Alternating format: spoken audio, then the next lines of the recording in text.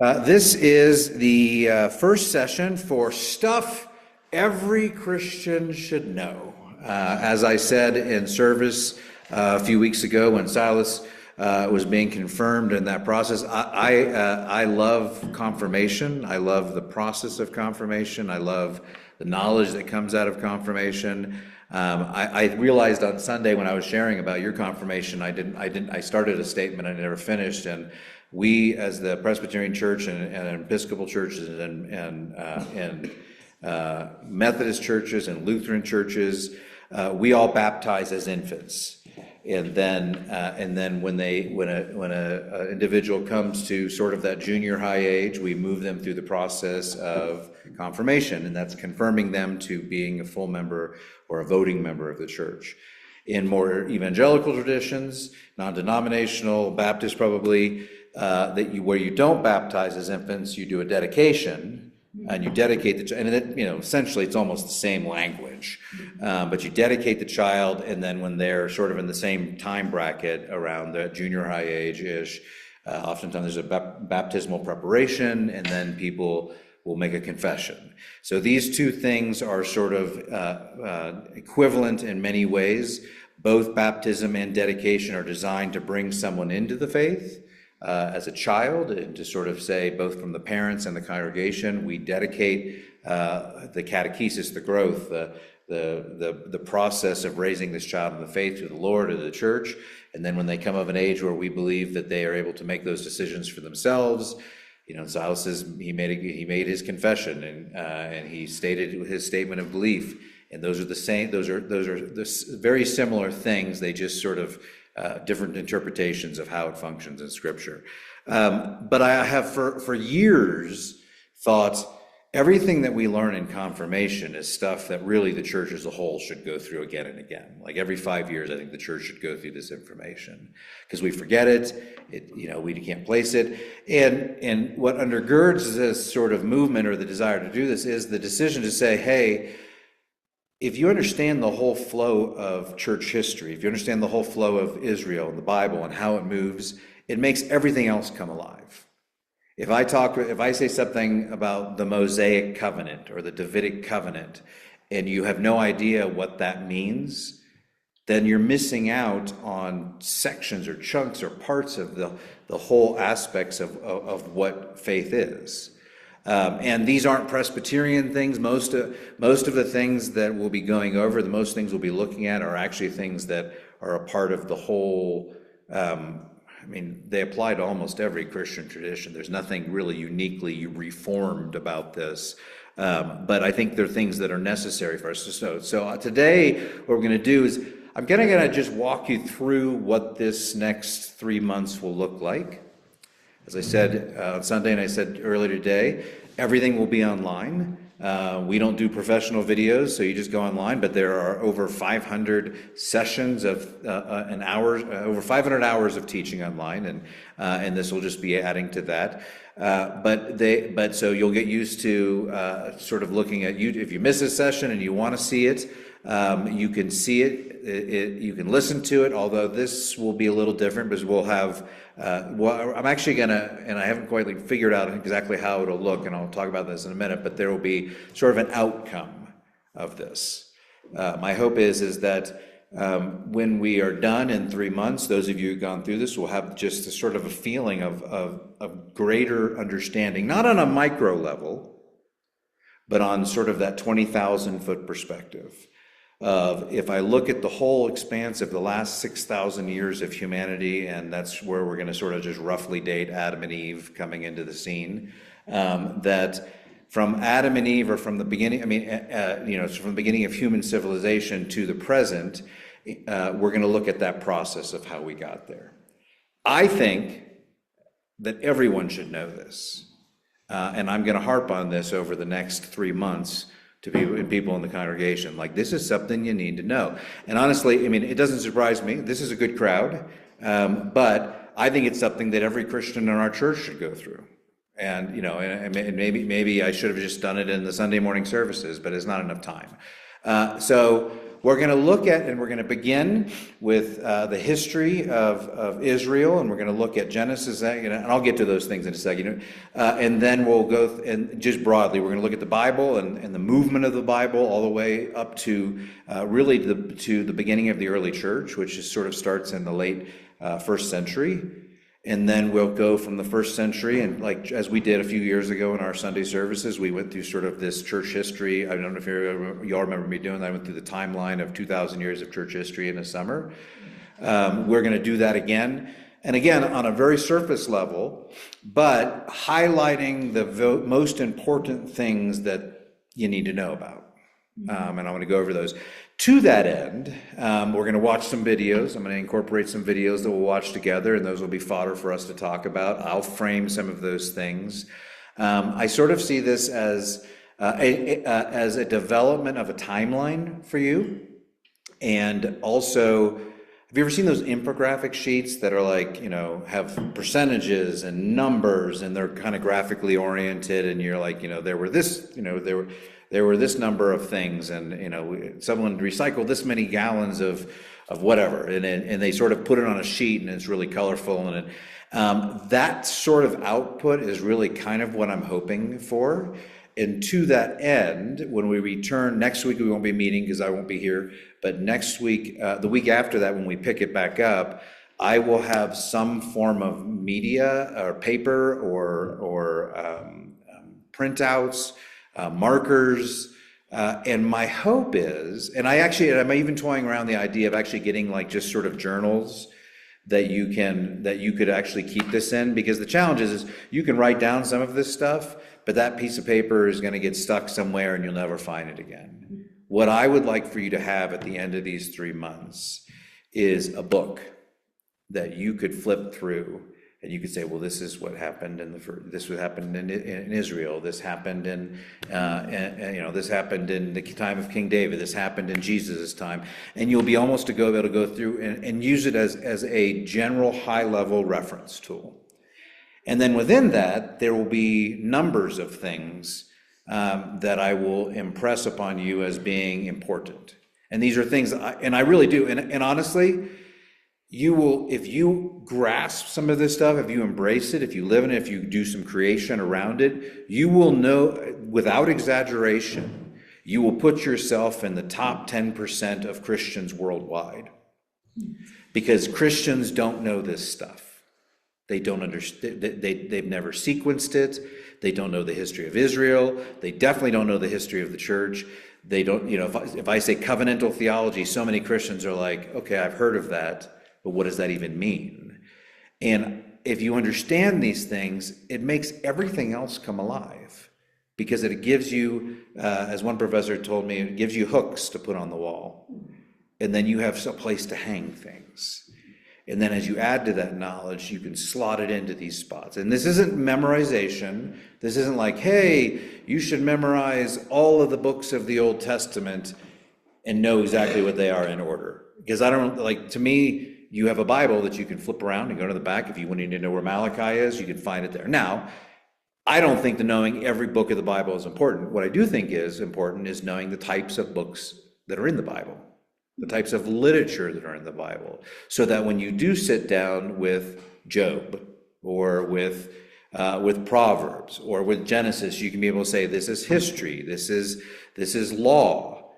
This is the writings, this is apocalyptic literature, and have some way of framing that. Again, because if you know those different pieces, then you will always have this sort of way to put a framework around it.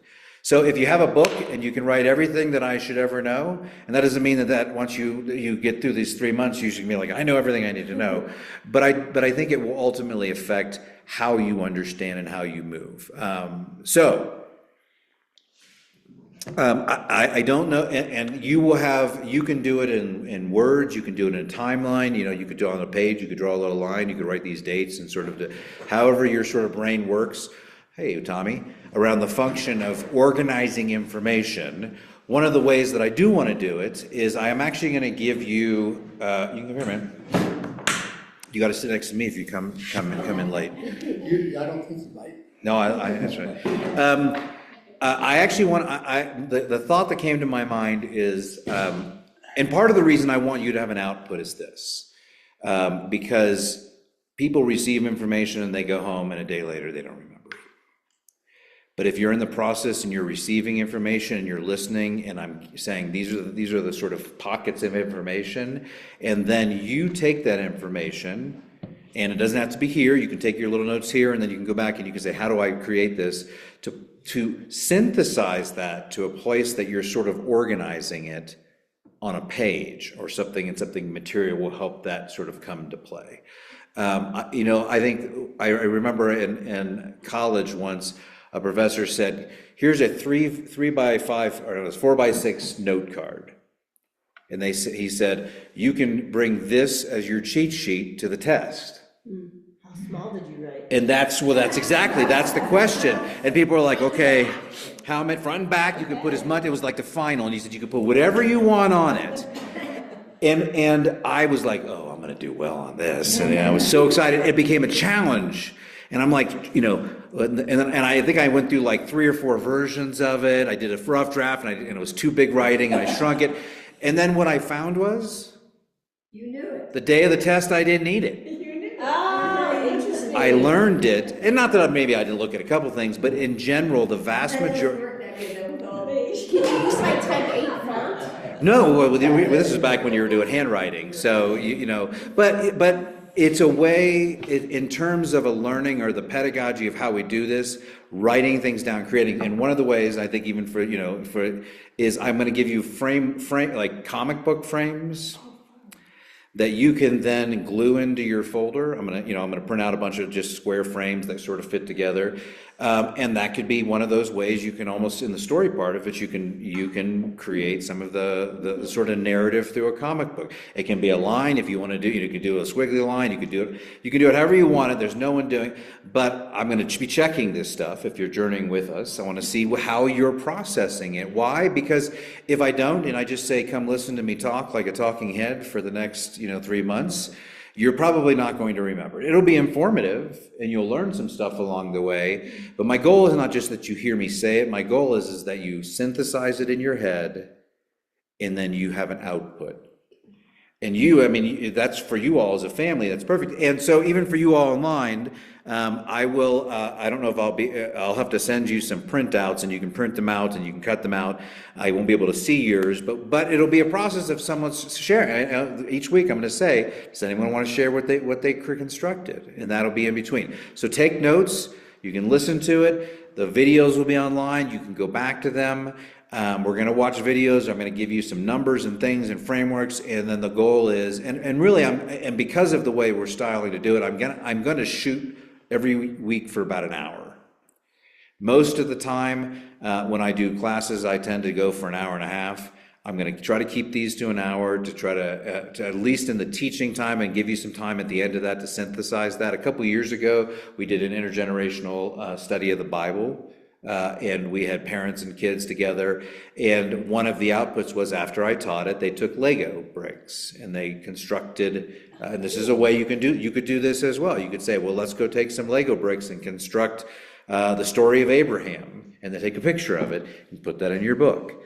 The goal is kind of like a scrapbook that you will have when you're done, that at any moment you can flip to, and you can say, this is the history of salvation. This is God's interaction in the world. So that is my hope. My hope is, again, I wish the whole congregation would be involved in this, because I think, and I've joked that we will have some Bible. I want to do some trivia nights this summer. I just think it'd be kind of fun to get everyone in here and sort of break into tables, kind of like they do, at the pubs, and we can just sort of do, by groups, we'll do questions, and we'll do some trivia around it, and some of these things will filter into that. So we will have some testing around it. We will have some output around it. Not grading testing, but a way to measure. Because you know what? If we don't do that,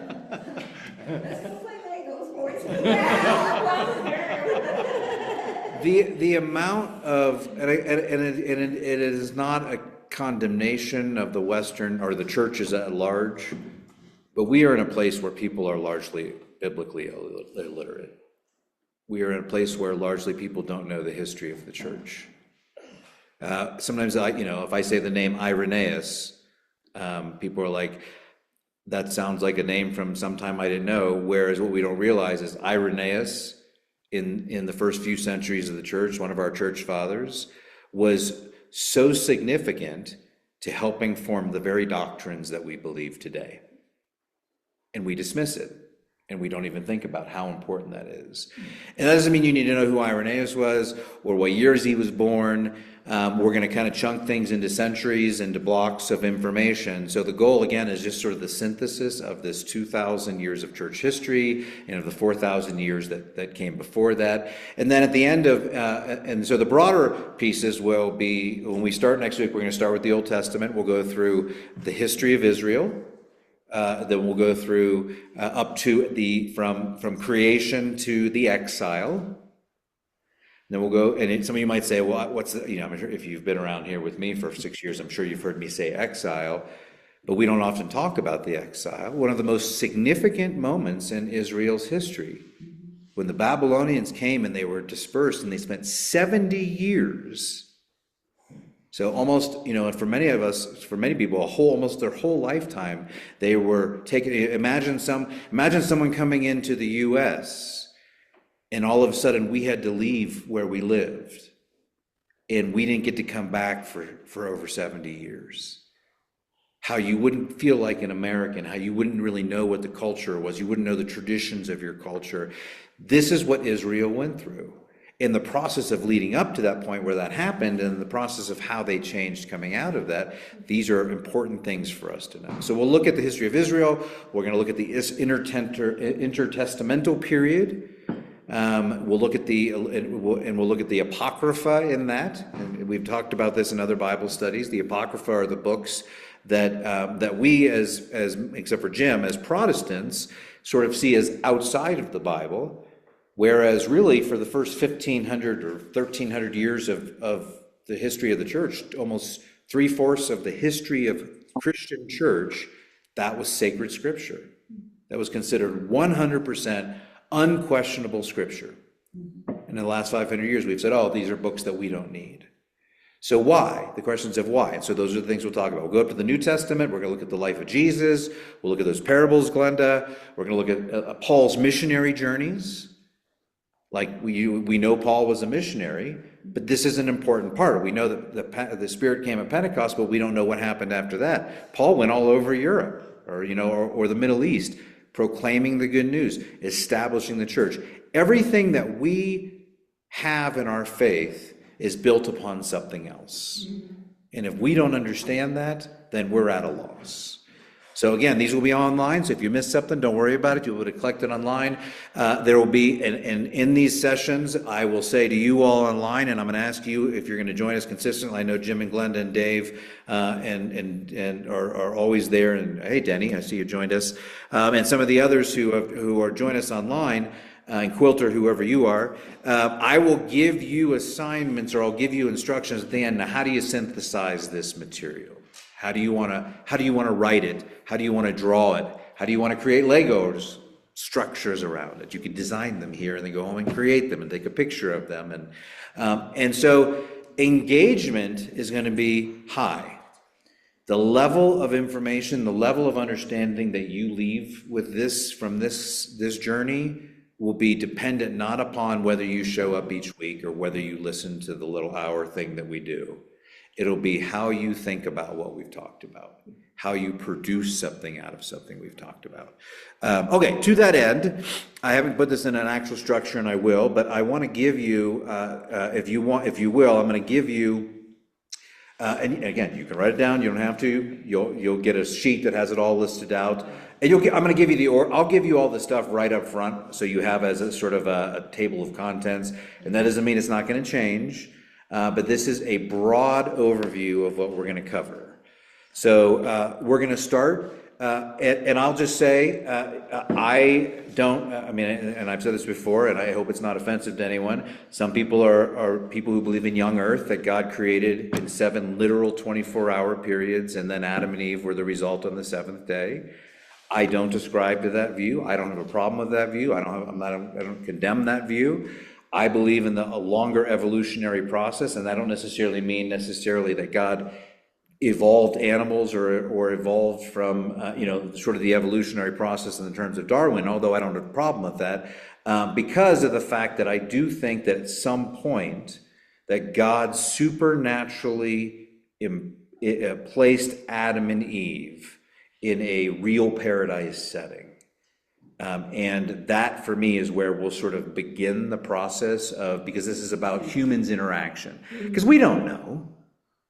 I can't say that, because you go to the Petrified Rock, National Park, and you see these things, they say they're millions of years old, and some people say, well, no, they're not millions of years old. Well, whether they are or they're not doesn't really affect my life. What affects my life is the way I understand God intersecting in the world. So we will start with the very idea, and I'll present both of those. There are two views there are lots of views. I'll sort of give you, there's probably 4 views total, of how creation came about. That'll be one of them. We'll talk about that. We don't know how it all began, but the important thing is, as we'll learn, is it doesn't make a difference. As long as we as Christians identify God as the sole source, creating from nothing, and putting all into existence. And we'll talk about that. So we'll talk about creation and evolution. We will talk about the 7 days of creation. And again, these are numbers that you're going to have. You're going to, somewhere on a sheet of paper, he's fine. One of these sheet of papers, you'll have a 7 on it, and you'll write 7 days of creation. Well, what happened during those 7 days of creation? If I were to ask you now to list what happened on those 7 days of creation, could we do it in order? Could we do it with an understanding of how that order unfolds? There's 3 and 3. There's the 3 big epics of creation in the first 3 days of God separating light from darkness, and then creating land from sky, and then creating land from water. And then you see that mirrored again. God separates light and darkness by creating sun and moon, day and night. Then you see God create birds of the air and fish of the sea. And then you see, or actually I reversed that, and then God coming up in the land. Then you have the land creatures, and then the humans are actually at the end of the 6th day. But that's a way, and we'll get into this, where how you can understand these this sort of 2-phase evolution or process of those 7 days of creation, or 6 days of creation, with the 7th day being rest. And we'll talk about that rest. We'll talk about Sabbath. So 7 days of creation. We're going to talk about the image and likeness of God. These are words that we use. We say we're created in the image of likeness of God. If I were to ask you what that meant, you'll know. What does the image and likeness of God mean in us? We should know that. So much of our theology even now says when you see someone who in the world and you look at them, you should see the image and likeness of God in them. And that means they're uniquely created. And so we're going to talk about that. We're going to talk about how God created us male and female, and the complementarian notion of how that functions in our lives, and why God created us within the natural world, within this biological system, and the covenant that was created around that relationship. We're going to talk about the different patriarchs, and so we'll go from creation to Adam and Eve to the fall. Those are sort of big pieces, and then what happened after the fall. And there's a series of things that goes on. How humans were still sinful, how God tried with Noah. Because everyone probably knows how Noah, 2 by animals, 2 by 2. Those are the little pieces we know. But oftentimes we'll say, well, where does Lot fit into that? Where does Sodom and Gomorrah fit into that? Where does the Tower of Babel fit into that? Where does Job fit into that? Again, these are things that we should understand, because it's a sequence. And what we see in this is God saying, I'm going to commit myself to your return to righteousness. And when we start to see God's faithfulness, often we'll say the Bible is a story of biblical heroes. I don't think the Bible is a story of biblical heroes. In fact, I think the Bible is a story of biblical failures. Israel, humanity, Israel, New Testament Christians, all failing left and right. None of them virtuous, all of them trying.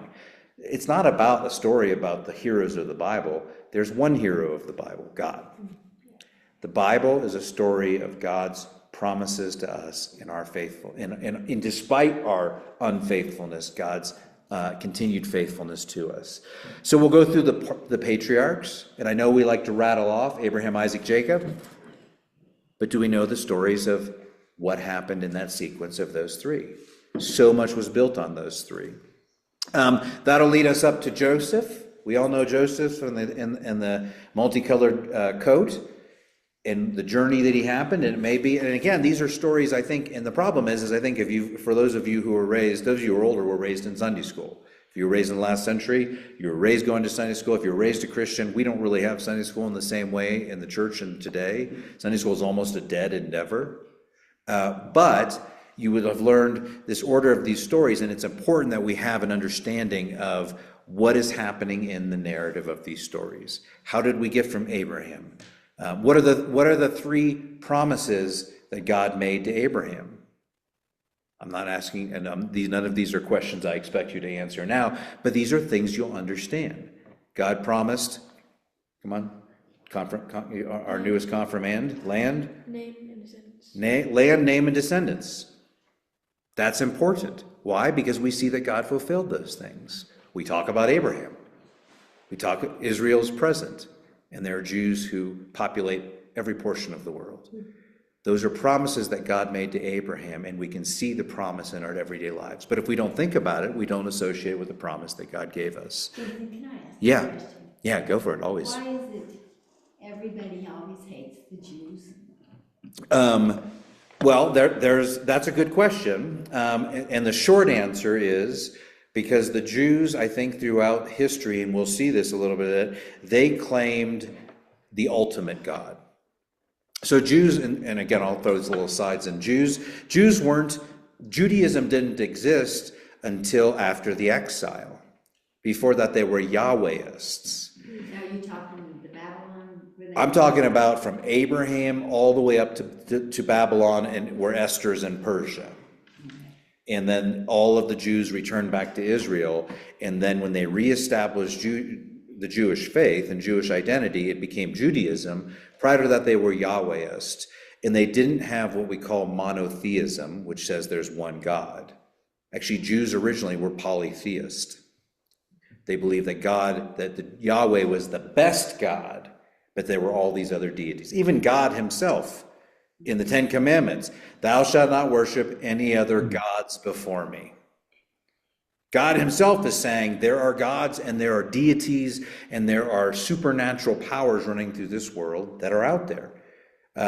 Actually, and I'm just looking at Hinduism is actually a direct mirror of original Judaism. And if you want to really go back to the original Fertile Crescent, to where it all started, those who went east became part of the Hindu and Buddhist. And Buddhism has a little bit different formulation, but in Hinduism, which is not a religion, it's a philosophy. I mean, some people see it as religion, but it's technically a philosophy. Believes in one ultimate God that has a manifestation in multiple what we would perceive as being gods, but they are not. But still, with an ultimate God at the head. Same thing we believe. Today's culture, Yeah. to me, there's not Christians like there were when I was growing up. Like you were saying, everybody was Christian Yeah. back in the 50s, Yeah. you know? And they hated the Jews. I don't think anybody even understands how it started with one God. The hate is so deep, and even like back in Hitler's day. Why? Because Jews claim ultimate authority. I've never heard. I don't know. Hindus don't. Hindus actually are the most open religion/philosophy in the world, other than pluralism.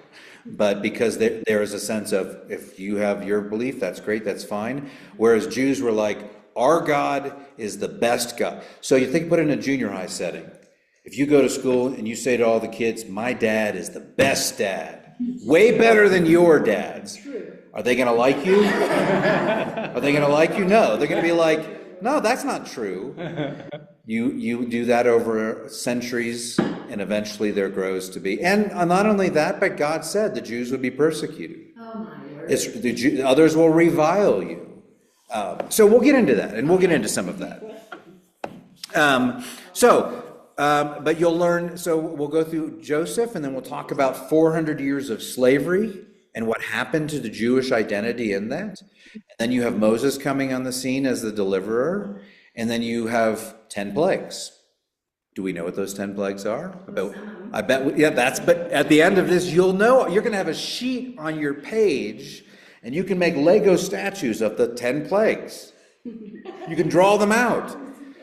You can put stickers. I'm going to have a lot. I'm going to, we're going to make this as creative as possible. Even, and that's not just for the kids. I think adults need to do this as well. You may not know this. My PhD is in Christian formation. If you really want to boil it down, what I am an expert at is I understand how people are formed and how they develop identity. And even though I tend to be a talking head and lecture a lot, when I did youth ministry or when I did young adult ministry, I always included these sort of output methods of teaching and learning because it makes you think and internalize. These young people here will have more knowledge than 95% of the adults in the world if they can synthesize some of this material. And if you have this little book that has all that information in it, what a gift. So if you dig into it, if you hold on to this, I promise you, you will leave and you will say, I have never learned so much in such a short amount of time. And again, we're not getting into the details. We're not getting into the weeds. We're looking at the trees. Not looking at the trees, we're looking at the forest. So we'll go and leading to the 12 tribes of Israel and the 10 commandments. Could we name the 12 tribes of Israel, the unique ones? Why were the Levites chosen to be the priestly nation? Why did some of the other have different flavors? Why to this day do some of those tribes seem like they're away from Israel and some are central to Israel? We'll look at the 10 commandments. You're going to have those on a page. What are the 10 commandments and why do they matter? What else we're going to look at? All the important numbers in the Old Testament, like 40. Why was it 40 years in the wilderness? Why did Jesus fast for 40 days?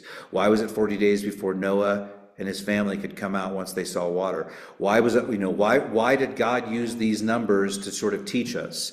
We're going to look at definitely the narrative of the Old Testament. We're going to look at covenantal theology. Adam, Noah, Moses, or Abraham, Moses, David. Those are the 5 of the Old Testament that lead to this notion of the New Testament. Everyone who's taking communion, when I lift up that cup every week, that we take communion, and I say, this cup is the new covenant. If you don't understand covenantal theology, then that makes 0 sense, which means one of the most important things that we do in our lives as Christians, taking communion to remember Christ's death, we don't even know what Christ was saying. And most people in the church don't. But you're going to.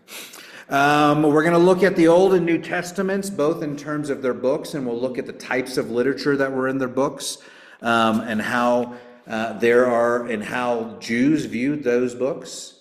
There's history books, there's law books, there's writings, there's apocalyptic, which means future sort of doom and gloom sort of books. Within those there are wisdom, there are song, and so we'll break down these different types of books so that when you look at it, whatever it might be, Daniel, you would say, oh, this is an apocalyptic book. When was Daniel written? Daniel was written after they returned from exile. Why? Because they formed something called the Great Assembly that was in charge of reestablishing Jewish identity. And if we were wiped away from America and we were sent up into Canada for 70 years and all of a sudden we start coming back and our kids are there and we have to say, well, what does it mean to be an American? What does it mean to be part of this country? We didn't have any of the documentation. We would sit down and we'd say, what is the most important thing that we need to think about? This is what the Great Assembly did. This is how Esther ended up in there. This is how Job ended up in there. This is how apocalyptic literature ended up there, and many others. These are things that people chose by the guidance of the Holy Spirit and by God to say, these are the things that we need to understand about our faith. We'll look at the leadership phases in Israel. If you want to see how God interacted, we went from a patriarch of Abraham, Isaac, Jacob to prophets like Moses, who gave us the law through the 10 Commandments, to sort of a tribal priestly realm with Levites, the Levites and Aaron, and the extension of that. When that wasn't working and they had too many things to deal with socially, they went and they started saying, well, those are judges. That's where we get to Samson and Deborah and Jael. You're going to like the story of Jael. Do you know that? She's this female judge who snuck into a tent of an enemy and put a tent stake through his head. Right into it. Those are great. Those are great stories that are. So those are things that are fun. Those are the fun facts of the Bible that we should know about. We're going to look at important men and women in Scripture and the role they played. And we're going to look at the unique role of women in Scripture. And when we look back at the history, when you look back at the genealogy of Jesus in Matthew, it names, I think, 5 or 6 women that were not Jewish. One of them was Rahab, not Jewish. Ruth, not Jewish. And we can go on and on. Bathsheba, not Jewish. And yet these women have such important roles in how God saved Israel and ultimately all of us. We'll look at the timeline. We're going to bring it all the way up to David, and I always put that around the year 1000 in terms of our own time frame, 1,000 years before Christ. And then David handed off the reins to Solomon, and Solomon, we know, was this wise guy and built the big temple, and then after that it went downhill. He split the kingdom, northern and southern kingdom. There was a series of 200 years of prophets and evil kings, and you can draw pictures of evil kings, and we can see why they were evil, and this is where it's going to get muddy. And this is where actually, you know what, 14 years of higher theological education, I still struggle putting the Old Testament prophets in any sort of framework. But we're going to work on that together. We're going to know where Micah and where Jeremiah and where Isaiah fit into the narrative. And that will lead us up to the point where the Assyrians took over the north, the Babylonians took over the south, everyone was thrown out of Israel except for the Samaritans, they stayed. And where do we end up with? We end up with Israel being devoid of Christians, of Jews, and then 70 years in Persia, or Babylon, which eventually became Persia. They brought them back. This is where Nehemiah and Ezra, we know those names, but we don't know what they did. They were there to reestablish Jewish identity. They were instrumental in bringing about the Great Assembly and what happened after that. And then there was 400 years of silence. And this is where the apocryphal books were written. And this is where the Maccabean revolt came about because Jews were losing their identity. As the Greco-Roman world invaded Israel, they lost their sense of identity, of to say who I am. And the Maccabeans came up and they fought that. And so when you think about Judas Iscariot, who betrayed Jesus, and Simon the Zealot, they were part of this line of the Maccabeans, and their goal was to reestablish Israel as a military state. So when you think about why did Judas betray Jesus for 30 pieces of silver, he wasn't trying to get him killed. He was trying to shake Jesus up so that Jesus would come back around and see, hey, this is our time to take control of Jerusalem again. But that's not what God intended. So that'll bring us up to the time of Christ. We'll look at the process of Christ coming out. We'll look at the phases of Christ's life. We'll look at the way the Gospels presented differently. We'll look at how the Gospels were written differently and the portrait they give us of Jesus' life. We'll look at Pentecost. We'll look at what comes out of Pentecost. We'll look at the history of Paul and his journeys and those original early church apostles and how they spread Christianity throughout the Roman Empire. And that'll lead us up to about 100. And then sort of the last book, one of the last books that were written were John writing the Gospel of John and Revelation. And then we're going to pick up church history. Look at the key figures and the patriarchs and why they went out to the desert to exercise their faith to avoid persecution. And we'll look at the development of the early church. And again, this is broad level stuff. We're not going into the details. Broad level stuff of how the church formed. For 300 years, you know what? If you wanted to be baptized for the first 300 years of the church, and you express that, you know how long it would take for you to be baptized? About 2.5 to 3 years. The church wanted to make sure you were serious. Now we baptize people pretty willy-nilly. It changed so much. There were no doctrines that were unifying for the church. If you say, oh, you have to believe in the Trinity in order to be a Christian, well, the first 3 centuries of the church had no doctrine of the Trinity. All of this was developed in the 4th century and the 300s. We'll look at the major councils of the church that gave us about 75% of what we believe today came out of those councils in the 4th century. We don't think about them, but they're so important. We take it for granted, but it's the very foundation of how we understand our faith. We'll look at what happened in the Dark Ages, and Rome fell, and then we'll look at these 4 epochs of church history. Early church, leading up to about 500. The medieval church, that was kind of like 600-ish to sort of the 1300-ish, in what happened in those periods. The East and the West, we talk about Greek Orthodox, and we talk about Roman Catholic Church. There was a huge split in the 11th century that caused these 2 factions in the church. 500 years later, we have the Reformation, we have Martin Luther, we have John Calvin, and whether you're Baptist or Presbyterian or Methodist or Episcopalian, if you are any of those, Calvin is your patriarch. Well, understand why Luther broke free and how he changed the church, and we'll understand why the Roman Catholic Church holds on to their position and why the Eastern Orthodox Church holds on to theirs.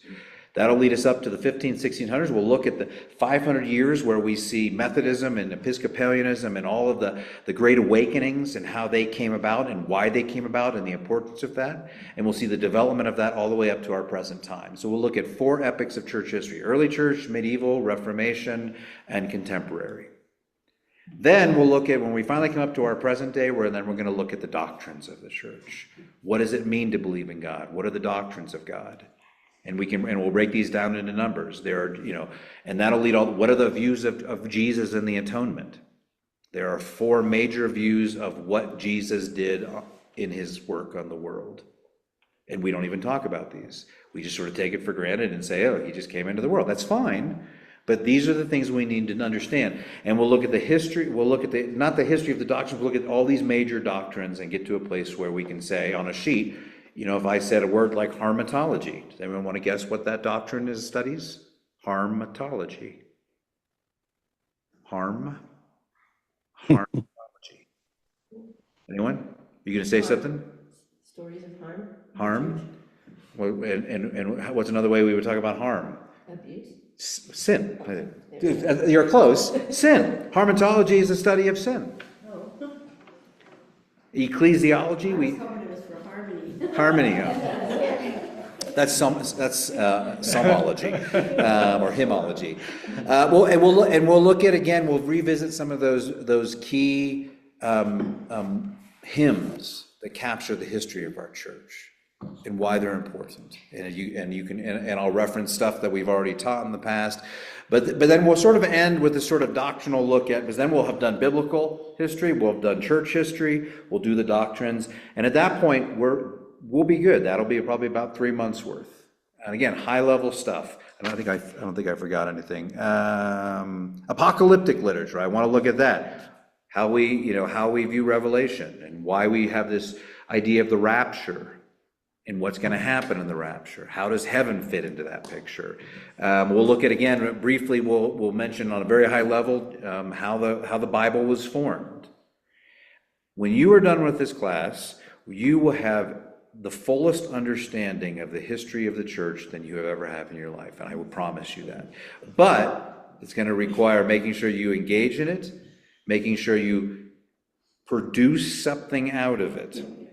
The goal is not for you to sit here and listen to me and watch some videos with me over the next 3 months, 3.5 months, whatever, how long it takes us. The goal is for you to have a folder at the end or a booklet at the end that you can say, this is the history of salvation, the history of humanity, the history of God's faithfulness to humanity. And at the end of that, you will have everything you need to go through a confirmation class, other than the Presbyterian Church, how we function as a government, and I'm not going to teach that. We have other places where we've taught that too. Okay, so that's the flow. We're almost at an hour right now. Is there any questions? Any thoughts, any comments? Sounds like a good plan. Does that sound like a good plan? Are you excited? Does that feel good? Yeah. And you know what? And again, you don't have to remember everything, but you're going to keep it in this little book. And you're going to and I'll have little frames of things you can glue in it, and you can put stickers in it, and you can mark it all up. Do we need to each all pitch in for our journals or something? Not at all. No, That's why we have budgets for these things. No, I'll bring all the supplies. I'll bring stickers. I'll bring markers. I'll bring And again, I won't bring Lego, because that can be, that's a little bit of a hassle, like we did a few years ago. But I would love, I mean, like, if that's something that excites you, do them in Legos. You can have little people illustrating those things, and it could just be a picture of Abraham, a picture of Isaac, a picture of Jacob, and take a picture of it, print it out, and glue it into your book. And if you can just, by the end of this, have some sense of God's movement through the world, I just think there could be no greater gift that I can give you. They make little 3D things out of paper figures. You can do those. You can do a diorama. And it doesn't have to be, if you want to do something else than a folder, the point is, though, we don't not do the output. It can be a timeline. You can color code it. You can do, if you want to do it, you can do an infographic sheet. If you like doing computer graphics, go out there and do some computer graphics. Or I don't really, do it with AI. I don't really care. Because at the end of it, all these things with numbers, are gonna be a part of your learning. So at the end of the time, and you know what? If you don't remember the 12 tribes of Israel at the end, I don't care if you remember exactly what they are. You'll have a book where you can go to them and see it. You have a book where you can go to and find these things, and it'll be your journey through the process of how we came to the present day, and why we think this is important and why it matters. Any questions? Thank you. Any questions? All right. So we don't start next week, we start the week after. We'll start the week after, the 29th. I'm participating in a children and worship think tank with a research institute next week. May I ask you another question? Yes, you may. How come the churches have gotten away from Sunday school? Because, I think, yeah, no, go for it. I think it's very hard for children to sit through adult sermons in church. Do you feel that way, Joy? It has been a learning curve. Yeah. It is hard. Well, and I'm a little heady at times, so. No, but Here it's not. okay, well, that's good to hear. The reason is actually quite simple. One, Sunday school was not always part of the church. Sunday school is something that came out through the last 150 years, 160 years. Towards the middle part of the 19th century, they started doing Sunday school to basically educate young people. Right. And then it turned into more catechetical, like Christian teaching. And then it was normal, and we all had Sunday school classes, and adults participated. And then after the baby boom, it was where we always had Sunday school, and then everyone went to Sunday school, and then everyone went to worship, or everyone went to worship and everyone went to Sunday school. And then, quite frankly, not to blame you boomers, because I know it wasn't you in particular, but during the boomer era, when we grew so much that we couldn't fit everyone in our little churches, we went to 2 services. So first service, second service. And so in Sunday school eventually went in between sometimes, but often it was either you went to Sunday school and then to the second service, or you went to worship and then the Sunday school after. And then it was only a matter of time where people realized, I can do this all in one fell swoop. We're going to send our kids to Sunday school. We're going to go, and the adults are going to go to the church service.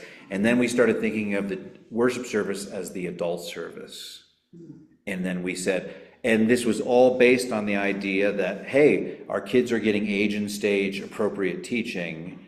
And this is why I'm a huge proponent of intergeneration. I will never serve a church that takes children out of the church. I think it is one of the most, I don't care. Are you saying taking them out of the service? I think there should be a space in a week of a faith community where everyone gathers together all the time. And actually studies show, I have a friend who has a PhD in children's spirituality, and one of the things she studied was infants between the age, or children between the age of birth and 2. And her finding was even a newborn child who is hearing the rhythms of the church will Penetrates. there's something that goes in the brain. There are patterns that are developed. Well, I just remember being a young mom, taking my 3 little girls to Catholic, and it was Latin, nobody knew what was going on. That's a whole nother story, but yeah. You know, and to keep 3 little kids sitting there, I quit the church and went where they could go to Sunday school.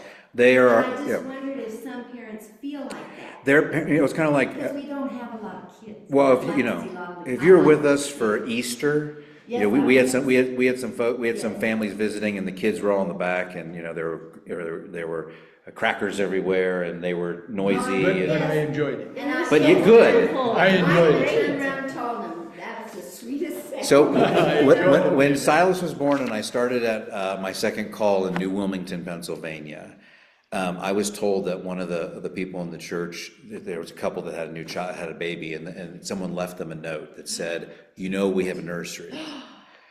And so I made a point when Silas was crying, when he was like a newborn, he was like 6 months old when I started there, and he was crying, and Shannon knows, I said, Silas needs to be in church.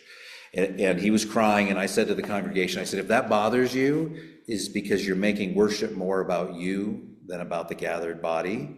And then I said, that should be a sound that should delight everybody. If a child is screaming in church, I would expect a parent to take them out. But I apply that same principle to adults. If any of you are screaming in church, I would expect you to leave. No, we are non-discriminatory, anti-screaming policy.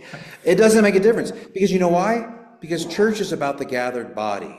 Not about our personal experience. I just wanted to kind of know how you felt about it. I think you let me know. Because I don't know, I started teaching Sunday school then because I had to be committed. Yeah. Or I'd be the world's worst to miss. So I taught Sunday school, and the little kids, they went to their own classes, but just so we would get there. And I thoroughly enjoyed Sunday school. I love those. What did they have back then? Flannel graphs. Well, we had the felt. Yeah, felt boards, Jesus, yeah. The little Yeah. donkey, and put it up there. But here's the thing, that's great. The reason, and this goes underneath the sort of all my work in intergenerational formation. Right now in our society, we are witnessing the largest exodus of young people from the church in the history of human civilization. Why? Because we put formation for young people in a Mickey Mouse ear. So this is called the one-eared Mickey Mouse model. So this is Mickey Mouse's face, and this is Mickey Mouse's one ear. For you highbrow people, I like to say it's the Van Gogh Mickey Mouse, because Van Gogh cut off one ear. But if your child is only formed in faith out here, and they never realize what it is to be part of the gathered body, when the time comes, when they're 18 or 22 or after confirmation, well, they don't understand this. Because everything is geared towards their peer orientation. I would say, you want to know why young people bring food and coffee into church? Because as kids, we were giving them them animal crackers and apple juice. They associate hearing about Jesus with eating. And so there's a natural tendency to do that. Or it just keeps you quiet. It keeps, but here's the thing is, I don't mind the chatter. Because you know why? At some point, you should have those hymnals open, and this is why I'm a strong proponent of hymnals and hymns. They're the history of our church. They were singing them 300 years ago, 500 years ago, 100 years ago. I love contemporary Christian music as an expression of faith. Yeah, but I love those old ones. But that's not faith formation.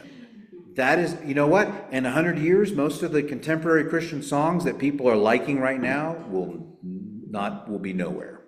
But people will still be singing Amazing Grace and Great is Thy Faithfulness. Jason, can you hear me, Jason? Yeah, I can hear you, Denny. Hey, it's kind of like Linda said, though, like one of my favorite things as a child was vacation Bible study in the summer. And I learned a lot during that. You don't think the kids don't learn that? I think it's great that they learn those things, and I think it's great that we have them, but it should not be the primary way we teach faith. You can have that, but not instead of the gathered body. It's meant to be auxiliary. It's meant to be it's something to help formation. I love youth group. But the minute we take kids out of youth group and we do youth group over here, all the studies show, one of the largest studies in the history of the world about young people in faith, identify the fact that the main reason kids stay in church is not youth group. It's parents who talk about faith at home. I agree. And parents don't talk about faith at home because they don't know this stuff and they don't want their kids to see that they don't. So, Jason? Yeah. A different question. So all of this that we're going to cover is kind of head knowledge. And I think I agree. It's important. We need to know this stuff. We shouldn't be ignorant about this. But how do we integrate it then into what's in our hearts and what we do with it? I think that the body as a whole and how we live out our lives as mission and how we see the intergenerational body function is what defines us and our understanding of what it means to live our lives out, live our faith out of our lives. And I think we can accomplish that. I think we have accomplished that. But I think that becomes way more richer if you have all of this. Action. Yeah, Action you is need all of it. If you know it here, you feel it here. Exactly. in the Reformed tradition, we say faith seeking understanding. We have faith, and if you know, it's, you know what? If there's a hobby that you're starting, you don't ignore the history of the hobby, you don't ignore what happens in the hobby, you get into it, you learn about it, you understand the flow of it, because it's important, and that's what we're doing. I love to crochet, but I don't know that history. And that's a more technical skill rather than a knowledge base. So, and we can talk about that too. Anyway, that's it for today, folks. We'll see you in 2 weeks, but right back here, and thanks for being here. Thank you. Thank you. Thank you. Sounds good. Thank you. Instead of 5:30. We always start at 5. Thank you. Okay.